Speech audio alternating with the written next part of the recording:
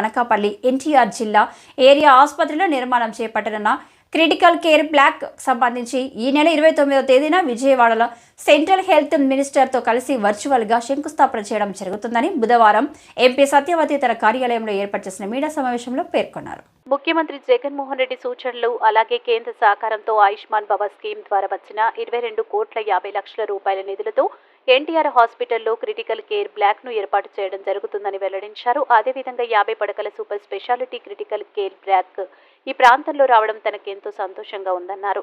ఒక వైద్య విప్లవం ఆంధ్ర రాష్ట్రంలో అనేక విషయాలు చర్చించడానికి హెల్త్ మినిస్టర్ మన్సుఖ్ మాండవీయ గారు విజయవాడ 29వ తారీఖున ముఖ్యమంత్రి గారిని కలుస్తున్నారు. అక్కడి నుండి మన అనకాపల్లి డిస్ట్రిక్ట్ హాస్పిటల్కి వచ్చినటువంటి 22.5 కోట్ల super speciality critical care black, మనకి 50 పడకల ఐసీయూతో, అందులో ఒక ట్రామా కేర్ సెంటర్, అందులో dialysis unit, round the clock మత్తు డాక్టర్ గారు, round the clock operation theatre, దానికి తగిన స్టాఫ్, దానికి ఉన్న ఎక్విప్మెంట్ అంతా కూడా 22.5 కోట్లు. ఇది ఆయుష్మాన్ భవ స్కీమ్ కింద గౌరవ ముఖ్యమంత్రి గారి సూచనల మేరకు మనకి అనకాపల్లి హాస్పిటల్కి శాంక్షన్ అయింది.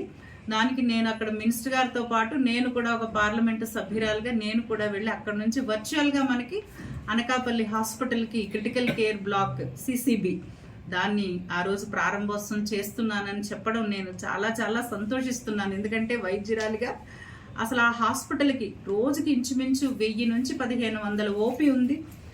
నెలకి 400 సుమారుగా డెలివరీస్ కూడా అవుతూ ఉన్నాయి. అనేక మంది మరి చిన్న అయినా పెద్ద అయినా సరే నిరుపేదలందరూ కూడా వైద్య సహాయం కోసం వస్తూ ఉన్నారు. క్రిటికల్ టైంలో అంటే ఒక పేషెంట్ ఒక క్రిటికల్ స్టేజ్లో విశాఖపట్నం వెళ్ళే పరిస్థితి లేకుండా చేయాలనేది వైద్యురాలిగా అనేక సందర్భాలలో ప్రత్యక్షంగా మేము అనుభవించాము.